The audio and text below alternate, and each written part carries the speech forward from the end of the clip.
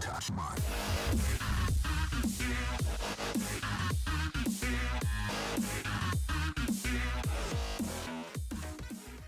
Hello world, my name is Shojin, and in this video I'll be providing a tutorial series for Smite XboxOne. This is the second in this series, Conquest 102, Player Roles. Now, let me explain something here first. If you have mastered Smite or are a pro player, you know that there are some exceptions to what is about to follow. Smite is a team-centered game. A player role within the team determines the position in lane or in the jungle and the god to fulfill the requirements for that position. The Conquest game mode is specifically designed for this purpose, with specific gods fulfilling specific roles. Just because you really like the look of a certain god or like to play a certain god does not mean you can sabotage the game for your team by not playing the role meant for that god. Learn to play your favorite god in the role it needs to be in. For example, Loki is an assassin designed for the jungler role. Loki does not work well as a solo laner, nor as an ADC carry beside the support role. Smite makes this choice fairly straightforward by categorizing the gods. If the god you want to play is a guardian, you are to play the support role. If the god you want to play is a hunter, you are to play the ADC carry role, etc. You should call out your role by clicking the left thumb stick on your controller and selecting your desired role during the selection of your god. Again, this is a team game, so if you want a specific role, you need to call it out very quickly. If you do not get the role of your choice, you will need to play a different role. To be a considerate team player, you should try to master at least 2 or 3 gods in every role. Gods that appeal to you, so that you are a viable teammate in any situation. The ultimate goal is to destroy your opponent's Titan to win the game. Having the highest number of kills does not make you a good team player. Conquest is about taking objectives, towers, gold fury, fire giant, phoenixes. Getting kills to accomplish those goals is beneficial for your team, but getting kills to pad your stats is selfish. Now, let's get in it. Okay, player roles, support and the carry. Each role with his intended god choice is to play their respective area of the map. Like before, there are exceptions. If you are a pro player or a league player or just have a lot of experience in Smite, you know there are some exceptions to this rule. But for the beginner, please play your role depending on your god. Support and carry ADC are partners in the long lane, which is why it's called the duo lane. After the carry ADC is strong enough to hold their own in the lane, the support can rotate to assist in another lane or objective. For our support class in this example, we have our guardians.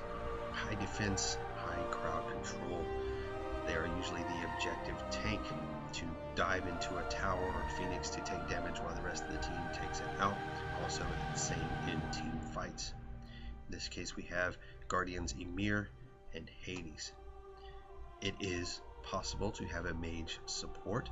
They need to have high healing and high sustain in order to do so because they are weak, their defenses are weak, and so you want to have that high healing factor if you're going to do that. The carry is usually hunter, also referred to as an ADC, attack, damage, carry. Smite just likes to call them the carry role. These are generally hunters. Okay, hunters have high single target damage. They are very strong mid to late game, which is why they usually carry your team to victory. They are the objective taker. Here we have Neith on the chaos side versus Medusa for the order side. Alright, now let's discuss the solo lane. Each role with his intended god choice is to play their respective area of the map. Of course, there are exceptions. The solo laner, warriors, good defense, good damage, can take damage, which means they have high sustain. They can sustain in the lane or stay in the lane for a long period of time. You want to stay in the lane longer than your opponent without dying. They are the team fight brawlers. They like to be in your face during the team fights. You can also have a mage in the solo lane. If you are a mage, they are good with high area damage, fairly low sustain because of their mana usage, but have good crowd control. They are the team fight nukers, generally found in the back lane or back line during the team fight. In this case, we have Odin versus Poseidon. Solo laners are generally left to their own devices while farming up, and usually gain levels quicker than their teammates. This is because you don't have to share experience or gold with any other person in your lane.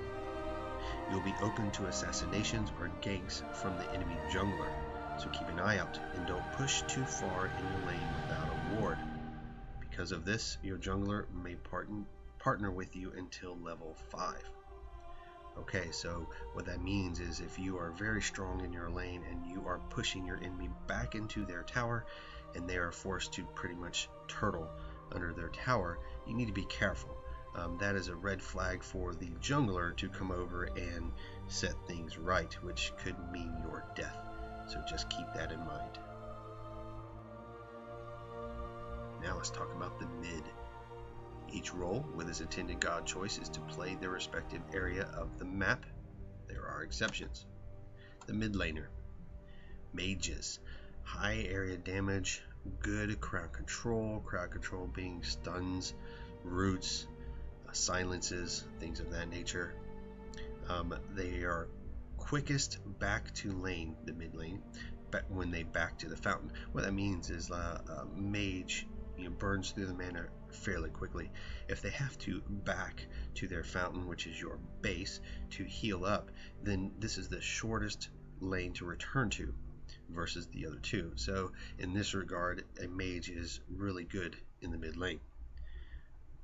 The mage can secure or contest the mid harpies by throwing their abilities over the wall into the harpies. You can cause some problems for whoever's trying to take it, or help if your team is trying to take it. You can rotate with your jungle, for example, to take some of the harpies and then get right back into the mid lane fight. Here we have Anubis versus Nuwa. Mid laners see a lot of action since junglers often must cross the mid lane, and it is the shortest path to the enemy base, prompting heavy team lane pushes. The mid laner and jungler often partner together at least to level 5. Mages are great for the mid lane because they burn through their mana. Getting back to lane after backing to the fountain is very quick. Okay, let's talk about the jungler role. Each role with its intended god choice is to play the respective area of the map. Of course, there are exceptions. The jungler role is usually fulfilled by an assassin.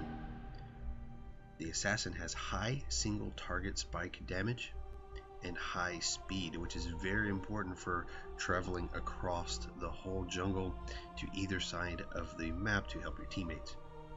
In my opinion, and most of the Smite community, I'm sure would agree that the jungler is the most difficult role to play. You got to consider jungle farming, jungle control, mid harpies invasions, map presence and ganking, and major objective callouts. Alright, now we have Loki for the Chaos side versus Serket for the Order. Jungling is a difficult but thrilling role. As the jungler, your primary farming comes from jungle buff camps, not in a lane. You will need to share these camps with their respective users by pinging the map. Ideally, you will want to control the mid harpies.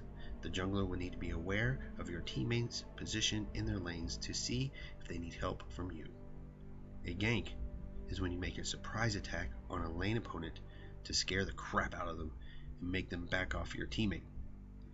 Help them push a tower if it is feasible. If you can get a kill, even better, but don't chase the kill. You also need to keep tabs on Gold Fury and Fire Giant and call out when your team can take either. I want to thank you guys for watching this video. I'm going to have more videos about the roles, more detailed videos about how to play each role, more detailed videos about each god and how to play it, all that in due time. I hope you enjoyed this video and have found the tutorial to be helpful. If you did or didn't, please tell me why in the comments. Please don't forget to subscribe, and I will see you on the battleground of the gods.